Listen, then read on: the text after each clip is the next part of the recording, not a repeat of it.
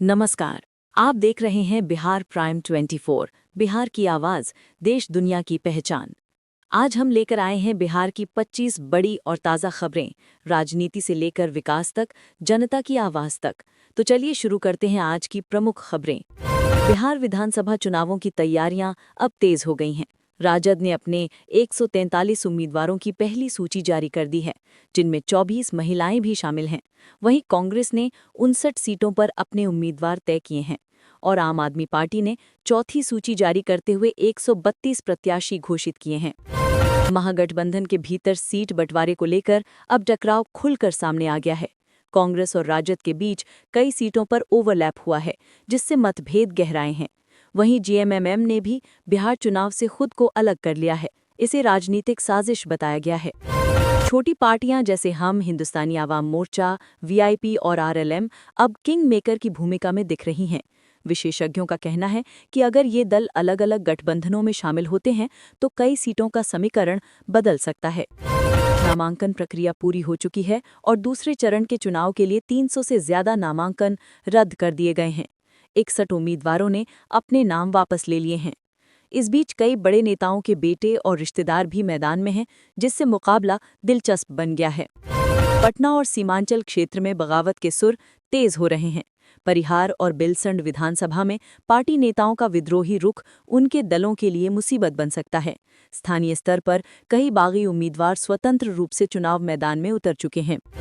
भाजपा नेता अश्विनी चौबे के बेटे अरिजीत चौबे ने अचानक अपने स्वतंत्र प्रत्याशी के रूप में दिए गए नामांकन को वापस ले लिया है। उन्होंने फिर से भाजपा का समर्थन करने का ऐलान किया, जिससे पार्टी कार्यकर्ताओं में उत्साह देखा गया।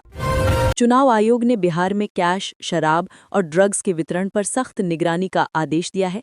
सीमावर्ती जिलों में विशेष टीमें तैनात की गई हैं और अब तक 37 करोड़ रुपए से अधिक की अवैध सामग्री जब्त की जा चुकी है।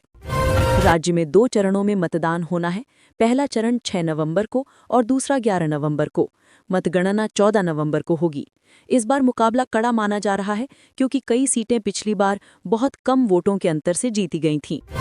नालंदा और गया जिले में इस बार युवाओं की भूमिका अहम बताई जा रही है। मतदान प्रतिशत बढ़ाने के लिए चुनाव आयोग ने यंग वोटर्स मिशन अभियान शुरू किया है। कॉलेजों में मतदाता जागरूकता रैली भी निकाली जा रही है।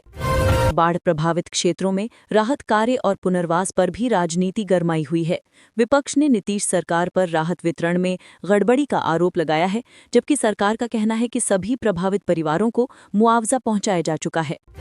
पटना में दीपावली के अवसर पर बाजारों में जबरदस्त रौनक रही।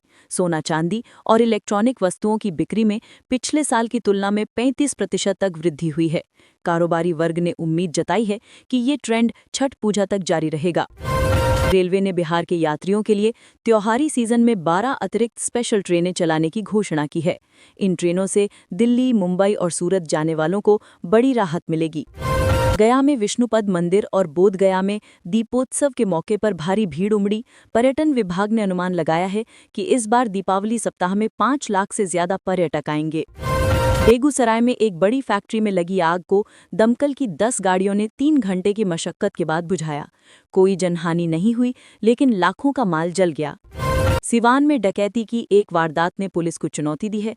बदमाशों ने व्यापारी के घर से नकदी और जेवर लूट लिए। पुलिस ने 4 संदिग्धों को हिरासत में लिया है।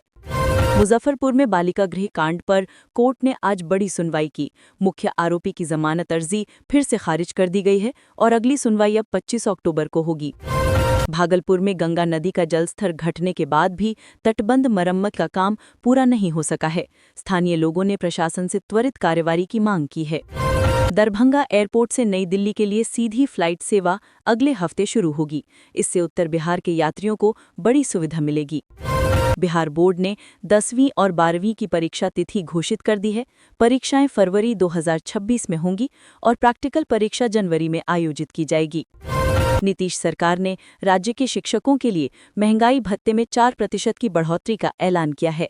इसका लाभ नवंबर से मिलने लगेगा। राजधानी पटना में स्वच्छता अभियान के तहत 20 नए कचरा वाहनों को हरी झंडी दिखाई गई है। नगर निगम ने दावा किया है कि दीपावली के बाद भी सफाई व्यवस्था बेहतर रखी जाएगी। वैशाली में महिला स्वसहायता समूहों को 250 करोड़ रुपए के ऋण वितरण की प्रक्रिया शुरू की गई है। इससे ग्रामीण रोजगार और महिला उद्यमिता को बढ़ावा मिलेगा। पूर्णिया में बिजली की बढ़ती दरों के खिलाफ जन आंदोलनों ने जोर पकड़ा है। विपक्ष ने इसे चुनावी मुद्दा बनाने की रणनीति अपनाई है। अररिया में एक सड़क हादसे में 4 लोगों की मौत हो गई और 6 घायल हुए हैं। मुख्यमंत्री ने घटना पर शोक जताते हुए पीड़ितों को मुआवजा देने का घोषणा की है। बिहार में दीपावली की रात शांतिपूर्ण रही। पुलिस और प्रशासन की चौकसी से किसी भी बड़े हादसे की खबर नहीं मिली। लोग उल्लास के साथ त्योहार मनाते दिखे। तो ये थी बिहार की आज की 25 बड़ी खबरें, राजनीति से लेकर जनजीवन तक की हर हलचल। ऐसी ही ताज़ा खबरों के लिए जुड़े रहिए बिहार प्राइम 24 के साथ। अगर वीडियो पसंद आया हो तो लाइक, कमेंट, शेयर करें और सब्सक्राइब करना ना भूलें। धन्यवाद।